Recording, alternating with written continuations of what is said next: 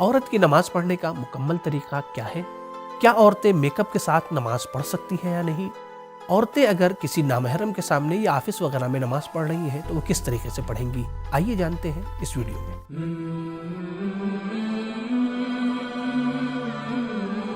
بسم اللہ الرحمن الرحیم۔ ناظرین کرام سلام علیکم۔ جناب زہرا سلام اللہ علیہا کا ارشاد گرامی ہے کہ خداوند متعال نے نماز کو اس لیے واجب قرار دیا تاکہ انسان غرور اور تکبر سے بچ سکے۔ خود جب جناب زہرا سلام اللہ علیہا نماز کے لیے کھڑی ہوتی تھی تو محراب سے لے کر آسمان تک ایک نور کا سلسلہ قائم ہو جایا کرتا تھا۔ آج ہم اس ویڈیو میں یہ جاننے کی کوشش کریں گے کہ عورتوں کی نماز کا طریقہ کیا ہے۔ عورتوں کے لیے نماز کے شروع کرنے سے پہلے جو سب سے اہم پوائنٹ ہے جس کی طرف انہیں توجہ کرنا بہت زیادہ ضروری ہے وہ یہ ہے کہ وہ اپنے حجاب اور پردے کا خاص خیال رکھیں۔ اپنے پورے بدن کو ڈھکنا ہے، چھپانا ہے، حتیٰ بالوں کو بھی چھپا کر رکھنا ہے۔ صرف کچھ چیزیں ایسی ہیں کہ جسے وہ کھلا رکھ سکتی ہیں، جسے ہم بہتر طریقے سے سمجھتے ہیں اسکرین پر۔ وہ حصہ جو نماز میں کھلا رہ سکتا ہے ان میں پہلا حصہ ہے چہرہ۔ چہرہ صرف اسی مقدار میں کھلا رہ سکتا ہے کہ جو وضو میں دھویا جاتا ہے، یعنی صرف اور صرف یہ حصہ کہ جو کھلا ہوا ہے اس بچی کا، صرف یہ حصہ نماز میں کھلا رہ سکتا ہے۔ اور دوسرا حصہ کہ جو کھلا رہ سکتا ہے وہ ہے ہاتھ کا، لیکن ہاتھ گٹے سے لے کر انگلیوں کے سرے تک ہی کھلا رہ سکتا ہے، یعنی صرف اور صرف یہ انگلیوں کے سرے سے لے کر یہ گٹے کا حصہ ایسا ہے کہ جو خواتین کا نماز کے درمیان میں کھلا رہ سکتا ہے۔ اگر اس کے علاوہ کھلا رہ گیا تو ایسی صورت میں خواتین کی نماز صحیح ہوگی یا باطل، اس کے بارے میں انشاءاللہ آگے ویڈیو میں بیان کیا جائے گا۔ تیسری چیز جس کا چھپانا واجب نہیں ہے وہ ہے ٹخنے سے نیچے پیر، جیسا کہ آپ دیکھ رہے ہیں، لیکن ہاں جب کوئی نامحرم نہ ہو تبھی اس حصے کو کھلا رکھ سکتی ہیں، لیکن اگر نامحرم ہیں تو پورے پیروں کو چھپانا ضروری ہے، یعنی نامحرم کے سامنے موزہ پہن کر یا کوئی ایسی چیز پہن کر نماز پڑھنا ہے جس سے آپ کا پیر چھپا رہے۔ اب اگر اس سے زیادہ کوئی حصہ کھل جا رہا ہے تو ایسی صورت میں عورت کی نماز کا کیا حکم ہے؟ تو دیکھیں اس کی کچھ صورتیں ہیں۔ پہلی صورت یہ ہے کہ مسئلہ نہ جاننے کی بنا پر نماز میں وہ حصہ کہ جس کا چھپانا ضروری تھا وہ حصہ کھلا رہ جا رہا ہے۔ تو یہاں پر آیت اللہ سستانی حفظہ اللہ کے فتوے کے مطابق اگر عورت نے مسئلے کو سیکھنے میں کوتاہی اور کمی کی ہے تو ایسی صورت میں احتیاط واجب کی بنا پر اسے دوبارہ نماز پڑھنی ہوگی۔ دوسری صورت یہ ہے کہ غلطی سے کوئی حصہ کھل جا رہا ہے تو ایسی صورت میں فوراً نماز کی ہی حالت میں وہ حصہ عورت چھپائے گی، اور اس درمیان کی جتنی دیر میں وہ حصہ چھپا رہی ہے کوئی بھی ذکر اسے انجام نہیں دینا ہے۔ تیسری صورت یہ ہے کہ جان بوجھ کر یا لاپرواہی میں اپنے بدن کے حصے کو کھلا رکھا ہے، وہ حصہ کہ جس کا چھپانا ضروری تھا اسے نہیں چھپایا ہے، تو ایسی صورت میں نماز باطل ہے۔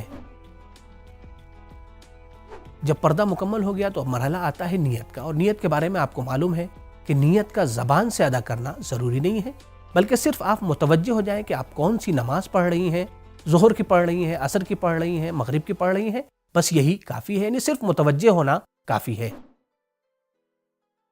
نیت کے بعد دوسری چیز ہے تکبیرۃ الاحرام، یعنی اللہ اکبر کہنا۔ اس میں خاتون کو اس بات کا خاص خیال رکھنا ہے کہ اس کا بدن حرکت میں نہیں ہونا چاہیے بلکہ بالکل ساکن ہونا چاہیے۔ اگر جان بوجھ کر حرکت کے عالم میں کوئی خاتون تکبیرۃ الاحرام کہہ رہی ہے، یعنی اللہ اکبر کہہ رہی ہے، تو اس صورت میں اس کی نماز باطل ہو جائے گی۔ تکبیر کہتے وقت مستحب یہ ہے کہ ہاتھوں کو کانوں کی لووں تک لے کے جایا جائے، جیسا کہ اس ویڈیو میں آپ دیکھ رہے ہیں۔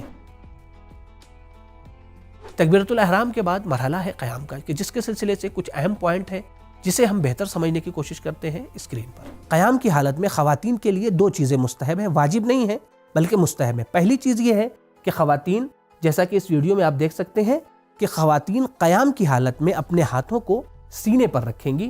یہ پہلی چیز ہے کہ جو مستحب ہے، واجب نہیں ہے۔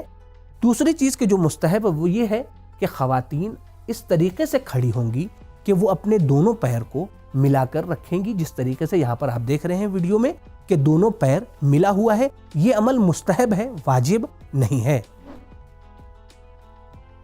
قیام کے بعد مرحلہ ہے قراءت کا۔ قراءت میں خواتین کو یہ اختیار ہے کہ وہ نماز صبح، نماز مغرب اور نماز عشاء کو چاہیں تو وہ بلند آواز سے پڑھیں یا چاہیں تو وہ آہستہ سے پڑھیں، لیکن مستحب یہ ہے کہ وہ آہستہ پڑھیں، لیکن یہ اس صورت میں ہے کہ جب کوئی نامحرم آواز کو نہ سن رہا ہو۔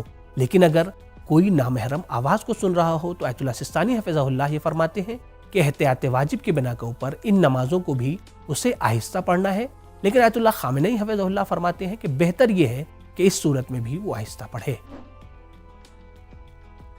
क़िराअत के बाद बारी आती है रुकू की। रुकू में औरतों के लिए मुस्तहब ये है कि वो अपने दोनों हाथों को दोनों जानुओं पर रखें, यानी उनका ज्यादा झुकना मुनासिब नहीं है, जैसा कि इस वीडियो में आप देख सकते हैं। रुकू में एक अहम वाजिब है जिसे फ़िक़ही इस्तिलाह में क़याम मुत्तसिल में रुकू कहा जाता है, जिसे हम बेहतर समझते हैं स्क्रीन पर। वो क़याम के जो नमाज के दरमियान रुकन है वो क़याम मुत्तसिल में रुकू है कि जिसे इंसान अगर अख्तियारी हालत में जानबूझकर या भूले से छोड़ दे तो ऐसी सूरत में इंसान की नमाज बातिल हो जाएगी।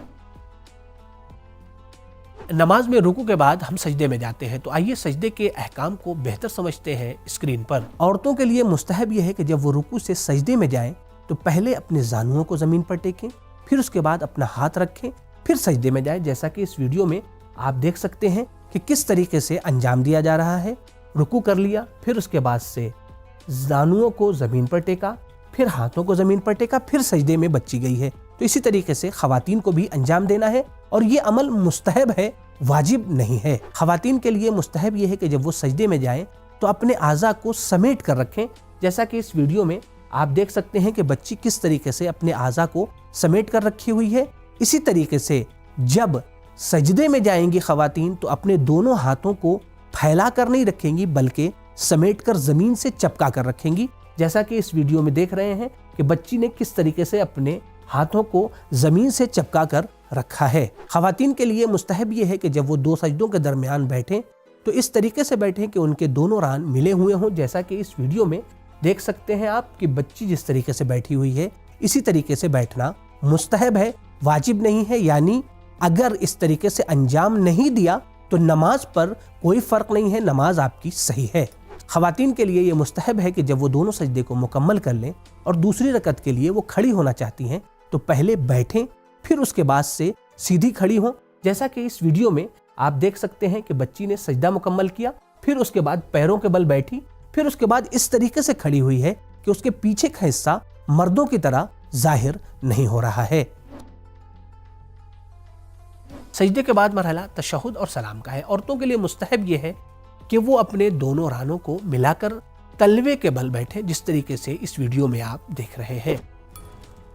खवातीन ऐसी जगह पर जहां नामहरम का आना जाना हो या सामने नामहरम हो, जैसे ऑफिस या पार्क वगैरह में, तो नमाज किस तरह से पढ़ें? देखिए, अगर कोई खातून नामहरम के सामने नमाज पढ़ रही है तो उसके लिए ज़रूरी ये है कि वो अपने पूरे बदन को छुपाए, हत्ता अपने पैरों के तलवे को भी उसके लिए छुपाना ज़रूरी है। सिर्फ 2-3 चीज़ें ऐसी हैं कि जिसे वो खुला रख सकती है। एक तो चेहरा, कि जब वो बगैर मेकअप का हो कि जितना हिस्सा वजू में धोया जाता है।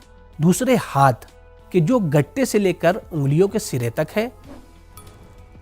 क्या खवातीन का मेकअप के साथ नमाज पढ़ना सही है? औरतों के लिए जीनत के साथ नमाज पढ़ना मुस्तहब है, लेकिन हाँ, इस बात का ख्याल रहे कि अगर नामहरम के सामने नमाज पढ़ रही है तो ऐसी सूरत में मेकअप का छुपाना वाजिब है। अगर आपने मेकअप को नहीं छुपाया तो ऐसी सूरत में आपकी नमाज बातिल तो नहीं है, लेकिन हाँ, आप गुनाहगार जरूर होंगी। तो नाज़रीन कराम, उम्मीद करते हैं कि ये वीडियो आपको पसंद आई होगी, आपके लिए मुफीद साबित होगी, तो इसे आप दीगर मोमिनीन के साथ शेयर करना न भूलें। इंशाअल्लाह आइंदा फिर से हाजिर होंगे एक नए मौजू के साथ। खुदा हाफिज़, फ़ी अमानिल्लाह।